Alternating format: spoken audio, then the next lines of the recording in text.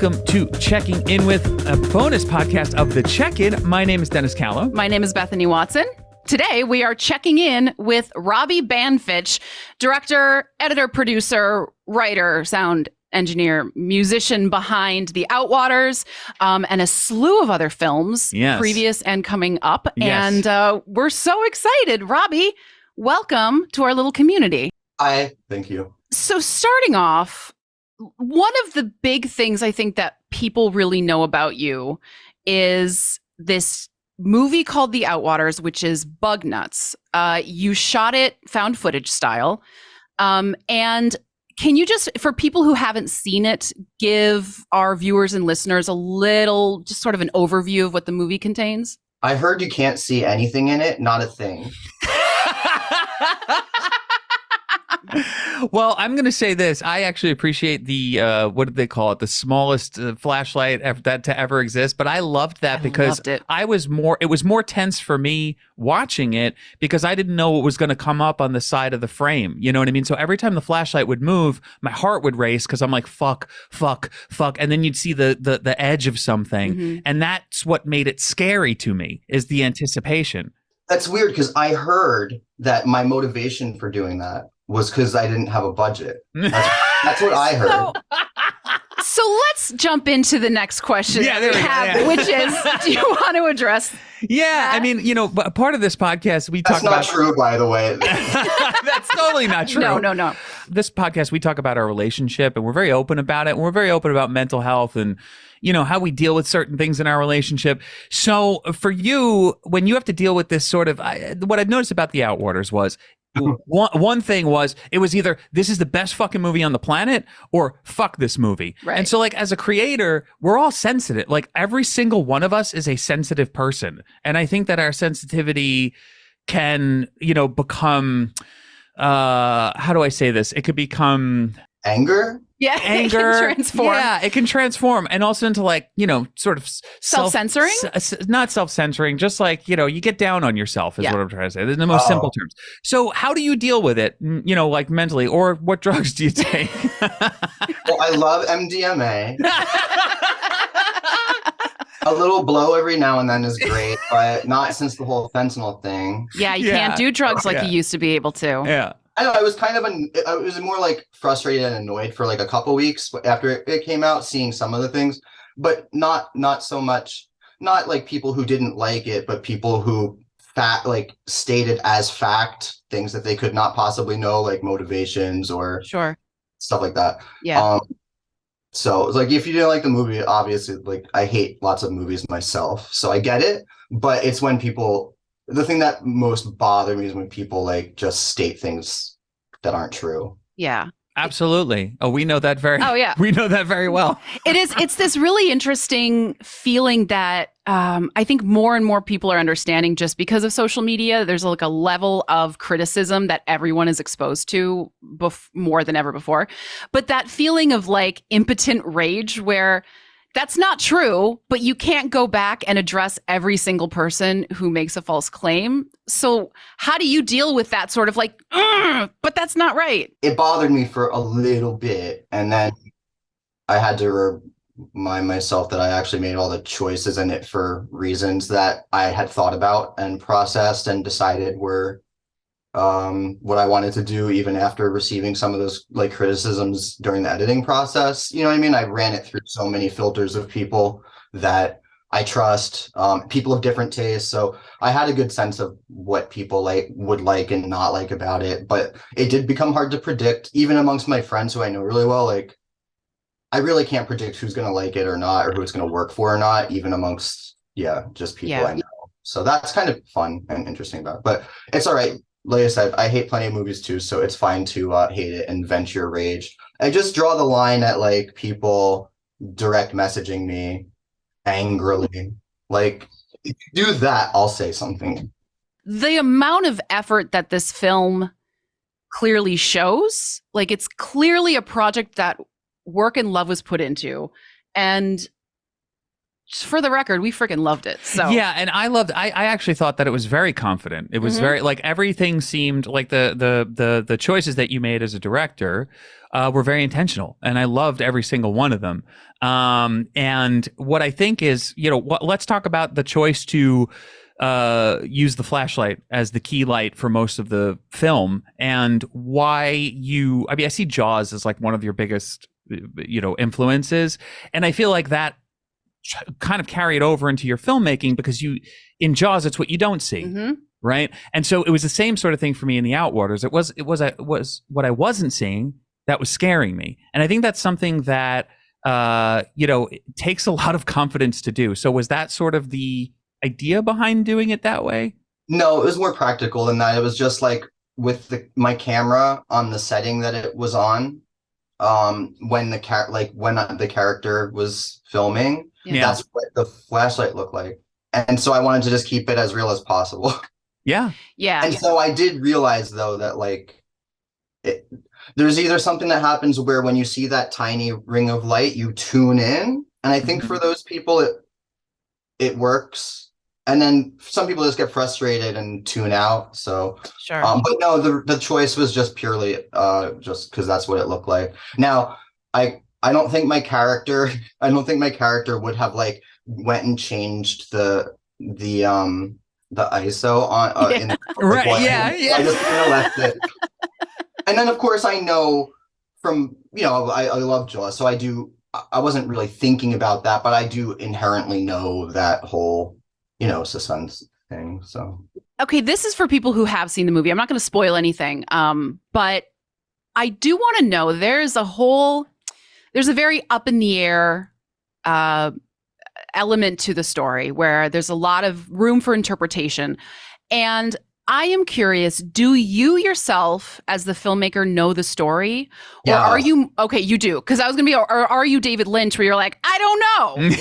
No, I know the story. Okay. Does David Lynch say he probably is fucking with people. He's like, he has said, right? There's like, it doesn't all make sense, but it's like a dream I had and it's cool looking. Yeah. Well, I would say there's elements of that. Like there's some of it's really instinctual, but in terms of what happens, like everything is happening for a specific reason due to a chain of events. That is what formed the story. That said, some of those reasons are, I don't personally as like a filmmaker or really a watcher of films, like analyze things. It's not fun for me. I just like watching it and taking it in. So I wasn't like sitting there and all right, this is what this means exactly. It was all more like this is happening because this is happening. And the light is like this because that's what it looks like in the desert at night when there's nothing around you and you have not changed your settings because you have a head wound. Right. Right. And things look so produced now that usually when I'm watching found footage, like, okay, we love the what's that movie that takes place in Paris, the Catacombs one? Oh, As Above, So Below. So we love that movie unabashedly, but to me, I'm like, yeah, but you filmed it on a red. You know what I mean? Like you could tell you filmed it on a red, and you were trying to make it look like a found footage film, but yours felt like real. Yep. Like I felt like that this was something you could find. I too love As Above, So Below. But yeah, there's that thing, and then in a lot of found footage movies where it looks like a real movie made by a film studio. And for me, for the most part, and the ones I've seen that are like that, I still enjoy a lot of them, but that aspect usually takes me out. That's why I love Willow Creek and the original Blair Witch Project and Lake Mungo. They all feel very real. So I just shot it on my own consumer camera. Yeah, which is great. How it would happen, and I sort of always look at things like music and the history of music, and to me, Blair Witch Project and Wolf Creek, that's punk rock, right? Wolf Creek is definitely like late stage punk rock, and what you and like Skinamarink and what's the other one that came out? Ines Men that just came out too. Those three films feel like post punk. So what I love is that you have a very large affection for the Real Housewives, and I want to touch base on that for a minute. Yeah. Oh. Thank God you've asked me this question. Well, I want to, yeah, because I feel like you've gotten all the horror questions. So I want to talk about the real important things like the Real Housewives. Yeah. Because Bethany and I love horror movies, but we are not all horror. Like, we love other things, like as you do too. You could tell in your film, like, I watch other movies besides horror movies. I love horror movies, but I love other movies and other directors. So let's talk about the Real Housewives and how they fit into your life. And where did it start? There was, what do you call it? Like a light start, like a false start, start. Like a soft launch? A soft launch back when my mom was watching the very first seasons of Jersey and Beverly Hills, and I was forced to watch with her. And I watched those. I remember enjoying them, but then I never watched again until Denise Richards came back for Beverly Hills. I was like, you know what? I do feel like I need to watch Denise Richards on The Housewives because I'm a big Wild Things fan. I was going to say, did you love Wild Things? I just picture the poster. Wild Things was one of my first favorite movies in like around that time of my life when I was in middle school. Probably should have seen that. It's a little, it's a little much. So in preparation to watch Denise Richards, I was like, let me just like catch up. I only saw the first season, or maybe like 10 years ago. So then I started going back, and then was that during I don't remember, whatever. The pandemic coincided closely with Denise Richards, and then I just went to town. I watched all of Beverly Hills. I watched all of New York, all of New Jersey, all of Salt Lake City. Now I'm fully entrenched. And not only do I watch them, but I listen to certain podcasts that cover them. Do you listen to Bitch Sesh? No, I listen to Juicy Scoop with Heather McDonald. And I also listen to Jeff Lewis's radio show. Okay, amazing. Nice. So now, do you have just like in it? Yeah. Do you have a favorite season? Actually, my favorite season of Any Housewives was this last season of Beverly Hills. The thing that with Dorit getting robbed was really, I thought, like actually genuinely moving, powerful, and something I have not seen before. Also, I was robbed at gunpoint too, so I had a little bit of like, not in the same way that she was, that was like awful, but I did have like being held up with a gun in my face, thinking I was going to die for, little things. So this past season, with all the stuff going on with that and Kathy Hilton that was my favorite season of anything. When did that happen? The gunpoint thing, if you don't mind me asking. That was 2012 or 13. So like 10 years ago. And what did that do to you in that moment? What happens in that moment to you? Well, in my specific case, I was making out with a guy under a tree in between two gay bars. The week before, I had read in the news that someone leaving a gay bar in New York got shot in the head just randomly. So that was like, I don't know why. I don't know what happened there, like why he was killed. But that was in my head because I had just read about it. So when the guys came up with the gun, I thought it was something like that at first. And then when I realized it was a robbery, then I, typically, I don't know. I thought I was going to die. I had like the revolver in my face, big silver revolver.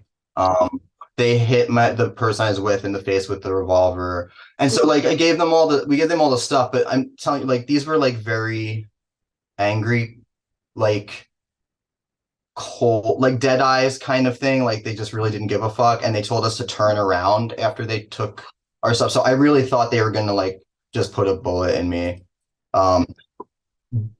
But what it felt like in the moment was just stupid. I was like, these fucking idiots are going to like kill me for like fucking Marlboro Reds and my Woody Allen cigarette holder. Like I didn't even have any cash, and I didn't even have an iPhone for them to steal. It was like a flip phone, which ironically is the only thing the cops did not find, because these guys got caught and they had everything on them, but they obviously tossed my flip phone in the McDonald's parking lot. Which is a shame, because the flip phone is the best kind of phone. Yeah. I know. So it's, dude, that's so scary. It's so traumatizing. Like, did your life didn't flash before your eyes? Is that a thing? I don't know. I just remember feeling really trapped and feeling like, wow, that I really can't get out of this right now. And I remember thinking, this is so dumb if this is how I die, just because I'm here under this tree and these idiots like are assholes. Like, that's how I'm good. Like that. It just felt so stupid. Yeah. Yeah. And then so la-di-da. Anyway, there was two of them. One of them's in jail till 2030 something. And I had a cop friend check his record like more in depth than I could, and found out he is the one of them that is in prison is like a very dangerous person who I believe has killed people before. Wow. Wow. Okay, so it's good he got caught. It's good he's one less person. This is our cat Minerva. Hey, girl. She likes to be a part of things. She's part of this now. Ugh. But I did a whole jury trial and everything. So that Wow. I got to do a jury trial. It was like, Dude. that was cool. So you got to go and testify? You had to. You had to go, yeah. Testify under oath, and literally entered into evidence was the Woody Allen cigarette holder, because these the robbers had it on them, and typically that's not something you find on like a criminal. Sure. Yeah. So it was actually like entered into evidence as like, or that was part of the testimony, was like my cigarette case, and that helped put him in jail. Imagine that motherfucker though came back with, well, I really thought that his comedies were good, but it was the dramas like, Match Point that really made me feel something special. That's me though. That's me. Yeah. I also got to listen to my 911 recording played back. How did that feel? Did you like your presentation of the facts on the call? Well, I was just like, I did not know I sounded that gay. As soon as they played it, I'm like, wow, is that what but I had a few in me. Sure. Yep. Usually when I drink, my Jersey comes out, but I guess I was so drunk that by the time we got to these people's house who let us in, because we like ran, Yeah. They were like, I think I had another drink at these people's house that let us in. Sure. I mean, you got to. And I do remember in the call, I was like, started using vocabulary I don't normally use. I was like, some kindly people took us in. It was all very proper. Of course. Yeah. I mean, so Dennis and I think myself more so, listen to the Dateline podcast a lot. And I have been noticing the different types of 911 calls, not to make light of your situation, but like, I think we all kind of have dark. I mean, worst shit happened to Dorit. But it is so interesting to hear how people respond to something like that and how they call 911. Like if they're telling the truth. Do you feel like you could do a really good fake 911 call, or do you think that, you would get caught up? I'm sure. Yeah. Could you bust out the tears on command if you needed to? No, but I could sound like I was. There you go. Yeah, it's about sounding. Yeah, knowing how you sound. It really is about sounding, believing that you are sounding. Yeah, you have to own it in the moment. Now, please don't ever kill anyone, because they're going to bring this back as evidence for another jury trial. I don't wanna. Okay. Okay, good. I want to talk about New Jersey. I grew up in Staten Island. You grew up in New Jersey. I know that you worked in video stores. I worked in video stores too, and that was like where my education came from about film. Where did you used to work? What was the Jersey store that you used to work at? Marquee Video. That was it, Marquee Video. And you also, my dad grew up in Staten Island, and I've broken into that cemetery there with him. Wait, which cemetery? The one with the Vanderbilt tomb. Oh yes! Oh my God! I don't know the name of it, but I know that place. I've been there. I went to Vanderbilt's tomb. It's I think it's near Seaview. Did you ever go to the abandoned hospital? One of my first movies was a feature I was trying to film the whole thing of in high school called Black Static, and I shot a lot of it at Seaview. No shit! Like at night illegally, or is it in the daytime illegally? Great, that's awesome. That place is insane. Did you get to go like underneath and see all like the clothing and shit that's under there? I went into underground level long hallways where you couldn't see anything but the other door all the way at the other end. Yeah. It's a lot of building. I went there like 3 times and filmed a shit ton. That's awesome. So I have all that footage, but we didn't wind up finishing the whole movie because then The Ring came out and it looked like that. And I was just like, fuck this. Cause I was sick.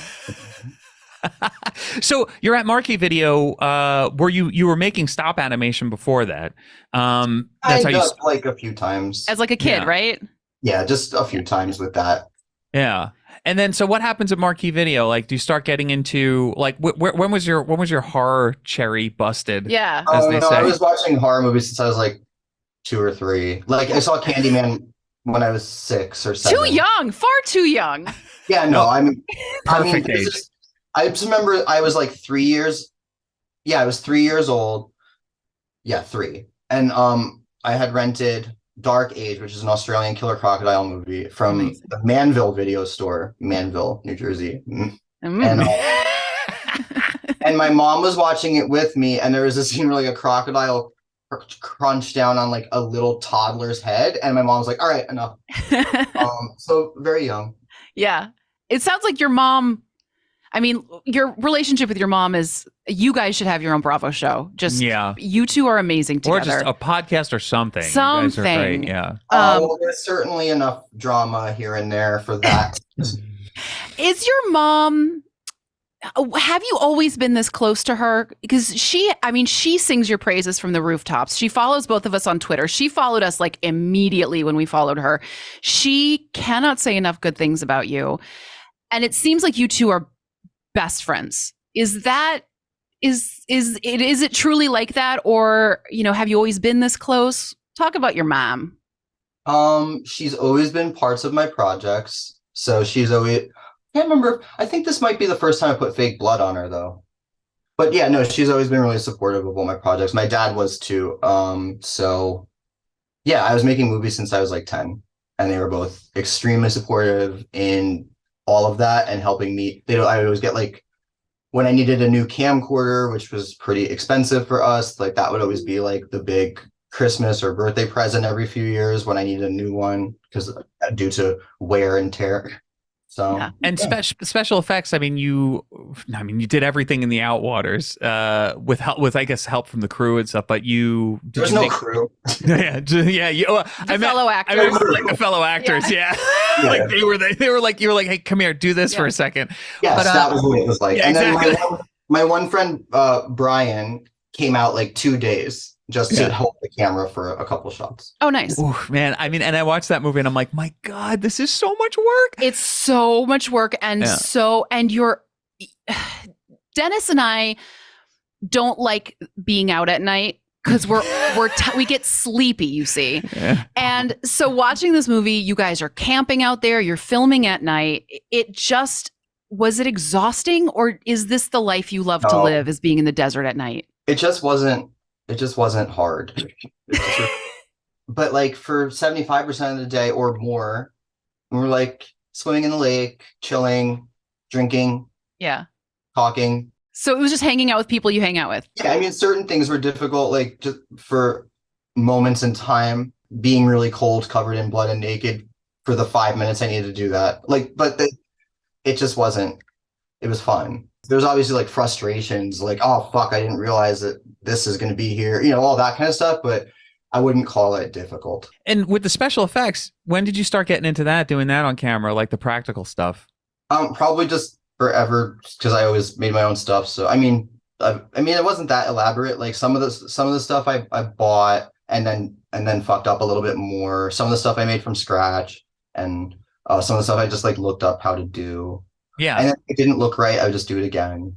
Yeah. And was that something that you started young, like as you were doing your movies? Yeah. Okay. Yeah, amazing. Mostly just like, mostly fake blood stuff, making fake blood. Yeah. And some like flesh. Yeah. Well, so, okay. Speaking of flesh, I want to ask one question, Outwaters related, and then we'll get back to some fun stuff. Not that the Outwaters isn't fun stuff; it's very fun. But so, and this is kind of spoilery. So I'm gonna say, if you haven't watched the movie, go watch the damn movie. It's great, and now come back to us right here. Okay. You catch a glimpse of this giant fucking tentacled thing. How did you would you want to talk about how you did that, or like? No, well, this is how it happened. It's just I had no budget, so I just couldn't show the whole thing. Right. No, it's just like, but you get a sense. You get a sense of the scale. Like I was like, fucking. No, shit. I was being facetious. I was like, is that what you really want? Like you really want to see the whole thing, and then sometimes I'm just like, what monsters are? I'm sorry. Like for me, I can't think of a monster. When you see it, like that's very scary to me, except maybe Alien, like the first, when you see those, there's not much. So I wanted it to feel big, and what I did make was very big. Can you say how you made it, or is that giving away trade secrets? It's made of a few different things and all works as a unit, and it no longer exists, so you'll never see it. Oh no! Did you throw it away? What happened to it? Yeah, I threw it out when I was done with it. That also, so Dennis and I will be watching movies sometimes, and there will just be this crazy prop or set piece, and I'll just say, like we were watching Rocky the other night, and there's like the big banners of both of their like paintings, of them boxing in the arena, and I'm like, I wonder if those are still around, and if so, who has those? So it's good to know for trivia for IMDb for the Outwaters that the thing is gone. But I'm amazed that you actually like built out this huge thing and brought it into the desert. We're like, fuck it. I'm going to make it big and I'm going to just show a corner of it, because I got a sense of the scale from it. And that's what really fucked me up. Just from like seeing it in the corner, I was like, nope. And Bethany hates anything tentacled. So she was like, nope. Anything tentacled and anything big. Yeah. So you got big. Two. Yeah, it's pretty big. But I would never even if I still had it, I would never show a picture of it, because then you'll just see it and then you won't see it in the actual movie. So yeah. I read good for you. Good for you, man. Like, I like that. That shows a real spirit of like, nope, you're never gonna fucking know. Well, and also like maybe I'm overstating it, but kind of protecting the audience's experience in a little bit. Yeah. Because you don't want people to lose the magic of it. Right. Yeah, and so like there's certain things in the movie that I talk about that I have no problem talking about, behind the scenes stuff, but stuff like that, or there's plenty of other things that people ask, and it's like, well, why would I say that? Then that's all you're going to see. If you know what this is, then that's all you will see. Yeah. And somebody who hasn't seen it will maybe hear an interview first and then watch it and not have. So no. Fuck that. No, that makes sense. For this movie at least? Yeah. Yeah. Did you destroy it in like a ceremony? Were you like? No, I tossed it was like. You know what it was? There was still there was blood from it, like starting to leak out of the bags that it was in, and into my carpet closet. Gotcha. Yeah. The carpet of my closet, and I just took it down to the dumpster. Amazing. Imagine someone found it, was like, I'm keeping this. I don't know what this is, but it looks ancient. Let me tell you, no one's going through LA dumpsters right now. They'll find really bad things, I would imagine. Yes. I did read an interview you did where I think you gave really good advice to horror filmmakers in general. It was that if something doesn't look right in terms of practical effects, just add blood to it, or rub dirt on it, or put sand on it. That's actually, I was kind of joking, but it is true. It's true. But my better advice is just, if it doesn't look right, make it again. So just keep making it until it looks right. And if you're a do-it-yourself kind of person, there's really no excuse, because you don't have producers telling you that it needs to be done by 6 o'clock tomorrow. You can just, you know what I mean? Yep. Absolutely. Well, I'm thinking of myself, because I had literally no producer. You were the producer. Yeah. But there's something happening right now, and like I said, I think that the Outwaters and Skinamarink were kind of at the forefront of this, and I really love this. And I've seen this in my lifetime, because I'm older than most. I'm like 46, so I've seen a lot of stuff happen. I saw the Blair Witch in the theaters. Like, I've experienced a lot of cultural sort of moments, and these Skinamarink and the Outwaters felt like cultural moments for me in the horror space. So what are your feelings about indie film and indie horror in general? Do you think it's going to be something that people are going to be like going towards with all these strikes happening? And do you think more non-union stuff is going to happen, and have a parallel economy and a parallel existence between the studios? I really actually have no idea, so I wouldn't want to say anything.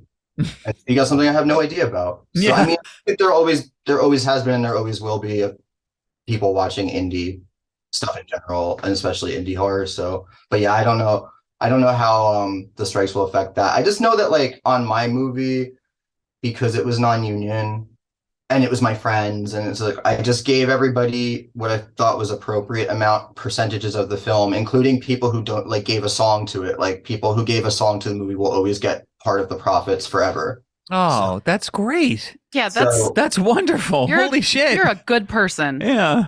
So it just seems like obvious. So I mean, yeah, I know, right? Like, just be good to people who helped you. Like, that's how we are too. We're the same exact way. We're like, we like to help people that helped us, and we're like, well, you should get this percentage, and you should get this, if you've helped out. And that's wonderful. So, but yeah, I don't know enough to speak on how the industry will change. I just, There's a lot of dumb shit in Hollywood, I've noticed. So I hope that the strikes help it become a little less dumb. Yeah, absolutely.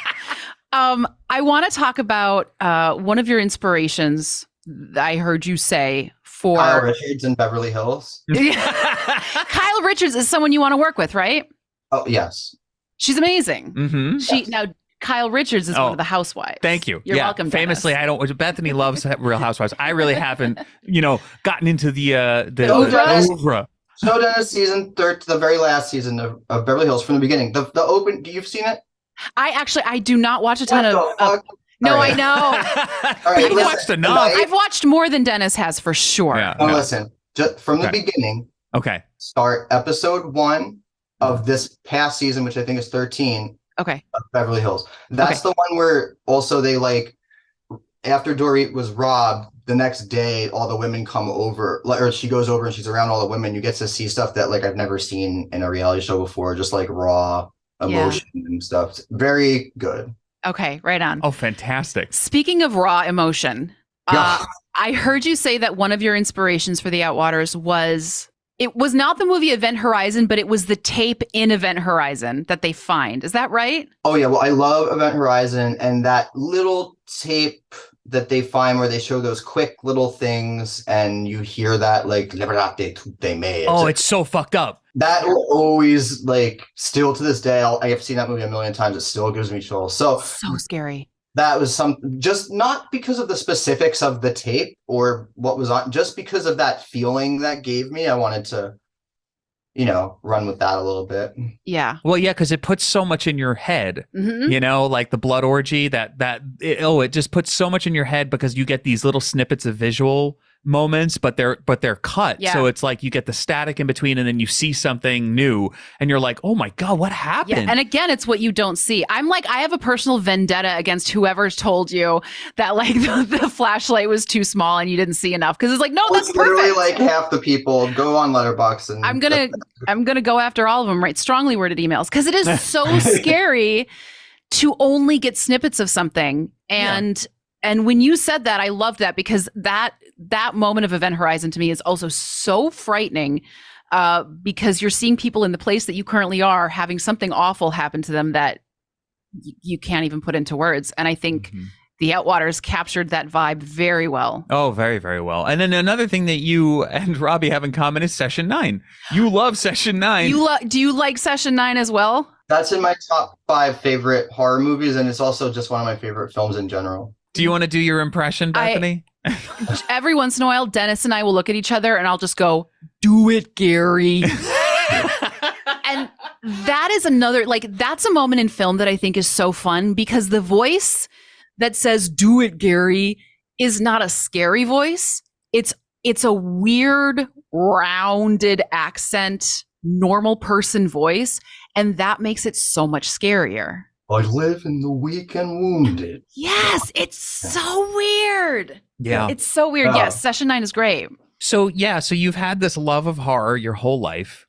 But you also have a love of things like Terrence Malick and these wonderful directors, which I think is really important for horror directors to not just be tunnel visioned and to understand film as a whole.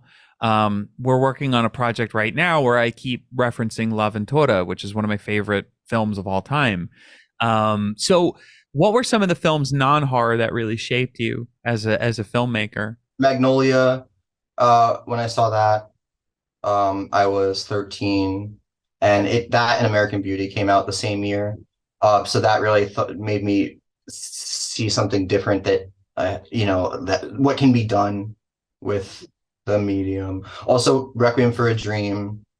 When I was in high school, when I was in middle and high school, it was for me, my favorites were Donnie Darko, Requiem for a Dream, Magnolia, Jackie Brown, Run Lola Run. So those films, I guess, because I was getting fed those as I was starting to make films. So I was constantly being shaped by stuff like that.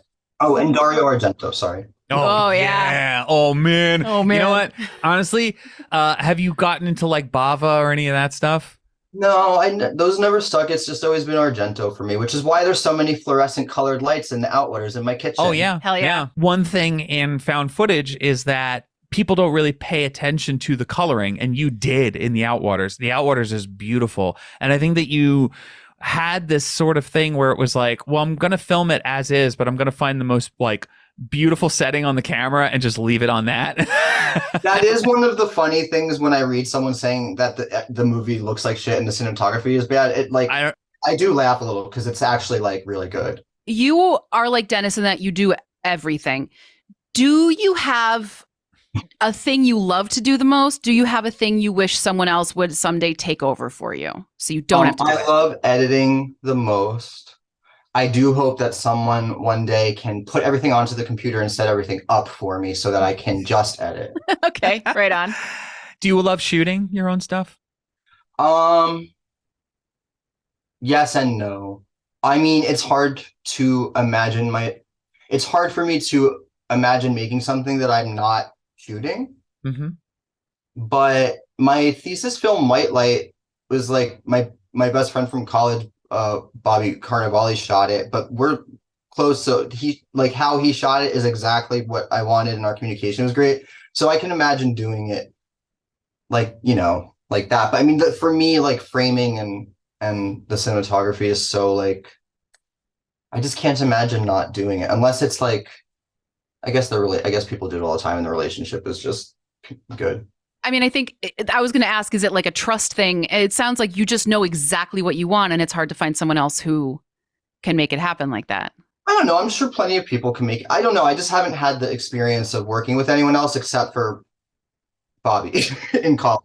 So I'm sure that it's fine. I mean, I'm sure that people, yeah. It's just, I love framing shots. So I don't love holding the camera, picking up the camera, making sure there's no dust in it.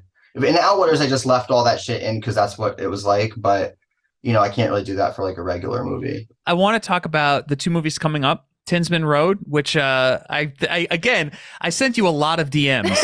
I was like, Robbie, like once you started answering, I was like, Robbie. I said, Robbie. I saw the thing in the background, the Tinsman Road. Yeah, no, I saw the Tinsman Road sign in the background in the Outwaters, and I was like, I fucking love when directors do that because, like, I whether it was intentional or not, I was like, great. There's sort of like this in-universe reference, which I love. Like, I love that shit. Sorry to break it to you. It was an accident. It was an accident? It's not in universe.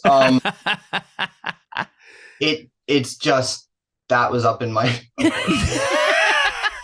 that happened, like that's always up there. Yeah. And that's and then it happens to be the next movie I'm making, but unfortunately it's not in world because I'm in it and I'm a different character. Oh God. Well, in my mind, I'm gonna connect everything. Your head canon, yeah. In my head I guess technically although it's not meant to be this way, technically you could see it as an alternate universe with a lot of the same people in the Outwaters. Listen, but on mini DV. A lot of directors use the same actors, so that's fine. You have your team. But that one is heavily features your mom, Tinsman Road. So Tinsman Road is it's on the road right now, which is you taking it out to the festivals, and sort of getting reactions and then seeing if like anything needs to change, or is like what's going on with the film right now? No, actually, I took it to Unnamed Footage Festival, just kind of for fun because they showed the Outwaters for the first time in a theater. And at this point, I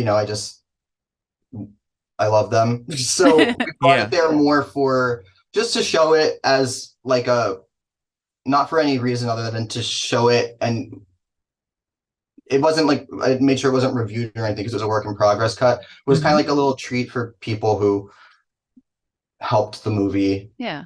Last year, if that makes sense. Yeah. Yeah. No, thank you. We're not taking it anywhere else right now. I'm just working on the final edit and all of that.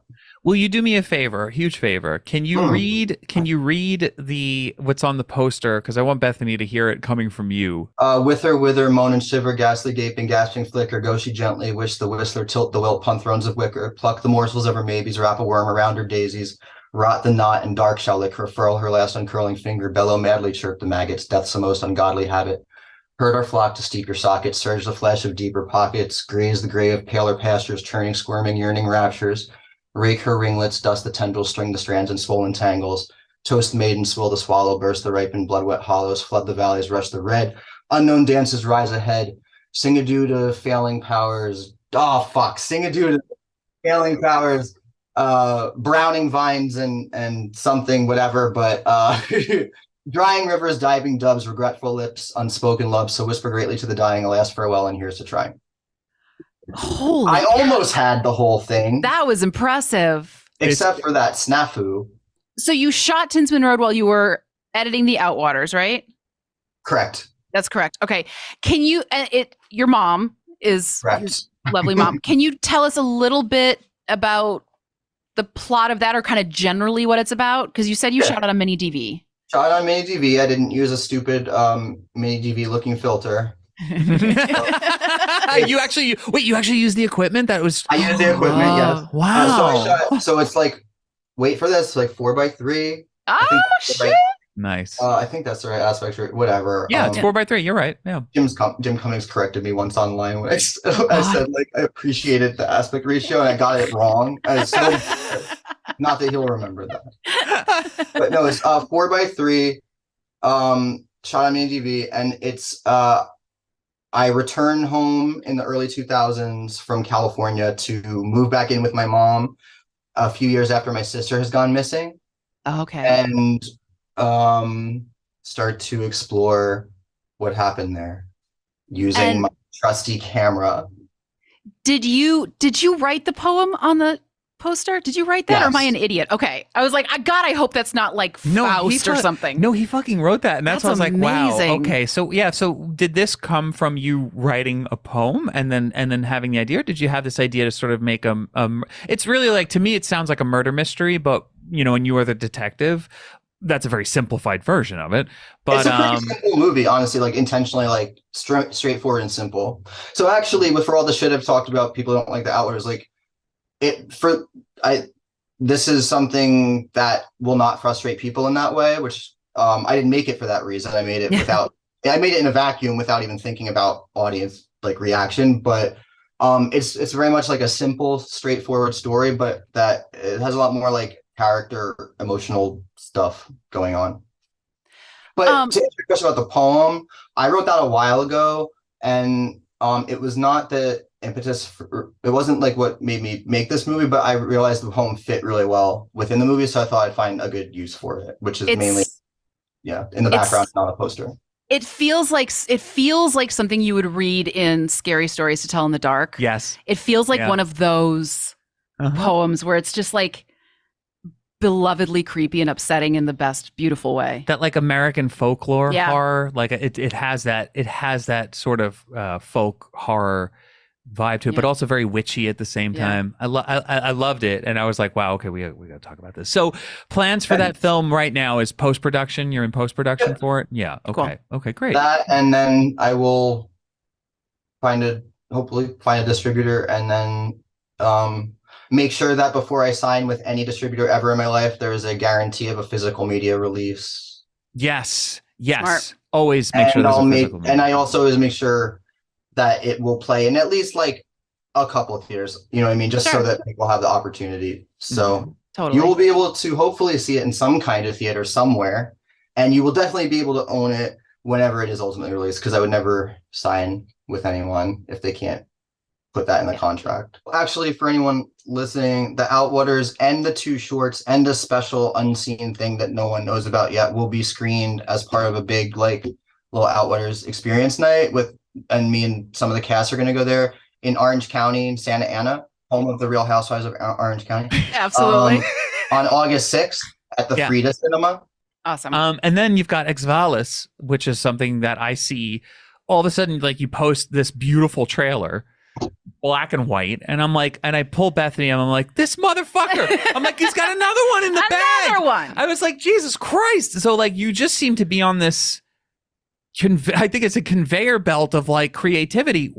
How are you doing all this stuff? Like, where are you finding the time and like the ideas, and what are you doing? Well, Exvalis I actually made before the Outwaters. Okay.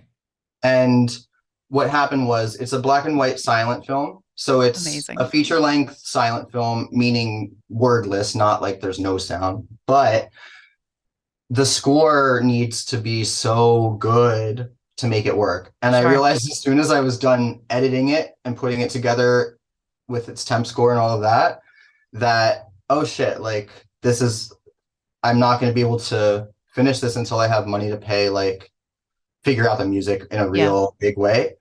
And that's why I started making Outwaters, because I was like, well, fuck, this was, Alex Vallis was supposed to be my like way into not in the industry, but my way into like getting my projects officially out there. Yeah. And then I couldn't do anything with it because I don't have the music yet. So I started making Outwaters, which didn't need a score. So with the Outwaters, and then with several of the movies you listed as movies, just non-horror movies that you really loved, time is a big thing. And time being non-linear, or possibly being non-linear, or just being, not everything being very straightforward. Is that something that you know that you're interested in, or did it kind of come out of, you just didn't realize it? Is time a thing for you? I think I blame all of that kind of stuff on fucking Terrence Malick, that ass, and fucking 6 Feet Under with all those memory moments. And also like Woody Allen's dramas, there's always these beautiful moments where like someone just steps into the past, but there's no special effect telling you that. Yeah. So I blame those three. I actually love Jaws 2, and I see Jaws 2 behind you. I also love Jaws 3D. I have also a soft spot for 4, but there's one scene in Jaws 2 that fucked me up as a kid, and maybe it was the same for you. It was the scene where the guy keeps going under. He's like on the boat with the girl who hides in the little like bottom of the boat, and he like crawls back up really slowly and then gets pulled down. Yes. And he rips the board off. Yes. Yeah. That scene stayed with me like my whole life. Like I still think that's like, that is so frightening to me, and it's so horrifying because it just keeps going. Is it that, what's so scary about, is it the moment like he's so close to being okay? He's so close to being okay, and he's like, help me. And he's like, and it's so convincing, and then the shark just tears him down. So like, yeah. So I want to ask you about Jaws 2. Well, so first of all, that scene as a whole is just actually one of my favorite movie scenes. Sometimes I just put it on and watch that scene. Yep. The music that John Williams, because John Williams did it for this one too, it's like better than the music for Jaws, because it's the Jaws music but like a little bit more elaborate, and he had more like room to play. So Jaws 2 is my favorite, although I totally recognize that Jaws is a better film overall. Sure. Yes. But as a kid, and still to this day, when I think of like Jaws being my favorite movie, to me like Jaws and Jaws 2 are like the same, like that's just Jaws to me, because when I was a kid I used to watch them over and over, and I of course love 3 and 4 as well. 4 more so than 3. Your first experience with Jaws 3D, let's talk about it. Was it in Marquee Video? What happened? No, my first experience with Jaws 3 was in Manville Video. Manville Population Video, Fun. I remember I would go to the video store. I had already seen all the other 3 Jawses. Mm-hmm. I'd seen Jaws or Revenge already. But I would look at the back of Jaws 3, and on the back there's they put the picture of that guy who's slightly decomposed with seaweed all over him. Yes. And it scared me because I was like real little. Yeah. Mm-hmm. And I just would never rent it because I was afraid of the back. And then finally, I don't remember the first time I watched it, but that scene actually does kind of creep me out. Just like the slimy, bloated corpse with the crab coming. I think a crab comes out. I'm not sure.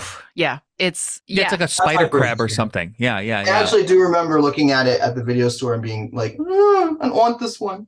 Well, and then I remember watching it, but I didn't see it in 3D, so everything had black lines around it. I'm like, what the fuck? And everything is just going towards you, like in the whole movie. I'm like, what's going on? And then my parents were like, well, I think you were supposed to watch this in 3D, honey. And I'm like, well, it sucks. But I loved it because I loved that you followed the sun, and then it was like the sun was cursed by the shark. Like I loved it so much. Look at how fucking beautiful this artwork is. Like, oh, it's gorgeous. Yeah. Yeah, that's stunning. Yeah.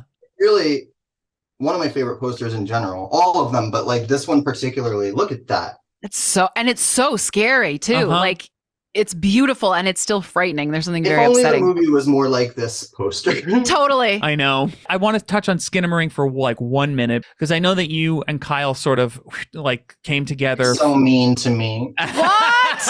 No, I love Kyle. He seems like such a wonderful person. I've seen interviews with him. He seems so sweet. And what was that like when you guys like suddenly you're in the New York Times together and they're like, these two filmmakers are the filmmakers to like watch? Like, what was it like for the two of you to sort of meet on a whim and be like, okay, we're friends now, you know?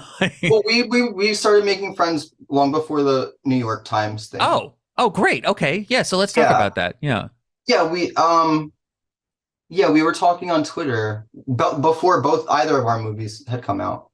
Oh, I love that. That's really great. I think I told Kyle, like, I haven't seen yours because at the time his was leaked and I refused to do that. Mm-hmm. Good for you. So I had not seen his, but he asked me to see mine. So I sent him mine. And I was really scared because I knew even from just the trailer of Skinamarink, I'm like, oh shit, I'm talking to someone like really smart and good. So like, I was like, oh fuck, what if he hates it? So I sent him mine and he said he liked it, and I think he's being genuine. I'm pretty sure he likes it. Yeah. But I waited until it came out in theaters to see Skinamarink. Mm-hmm. But we had started talking at least months before the New York Times thing. So by the time that came around, it was like just fun and it was really cool. I kind of like, I have Kyle to thank for a lot of. I think I have Kyle to thank for a lot of like the comparisons, honestly, because Kyle talked about my movie a lot. That's so nice in his interviews. So yeah, I just appreciate that. There was this really sweet tweet between you and Kyle where it was like, good night, Outwaters. And it was like, good night, Skinamarink. And it was so sweet. Nice. And I was like, this is the kind of shit that I'm hoping still happens where filmmakers are supporting each other. Mm-hmm. And hey, we make like different movies, but we are all like supporting each other. And I feel like that happens more in the horror community than any community. I don't know. It just especially feels like indie, especially indie. Yeah. But yeah, I mean, just what a wonderful relationship and what wonderful like two movies to sort of come out in synchronicity with each other, you know. I love them together. I always say that like the Outwaters is Skinamarink's like sloppy drunk cousin. That you have to like Skinamarink brought Outwaters to the bar and Outwaters just like drank too much and then oh my god, go home bitch. But then we also have like I'm friends with Dutch who made Horror in the High Desert 1 and 2, and I love those two. Movies. Actually, if you want to talk about found footage films that actually feel real, I find Horror in the High Desert 1 and 2 to be like some of the most authentic feeling, like by the acting and stuff. I love them. And then also buddies with Carter Smith who did The Ruins and has his upcoming Passenger movie and Swallowed. So there's this little gay thing going on right now. It's the gay agenda. The gay agenda. It's horror. The gay horror agenda. Agenda. That's what you guys. That's your band name. So thank you, Robbie, for being on the show, for checking in with us, and we will see you on the next episode of Checking in with, where we check in with who? The next person that we check in with.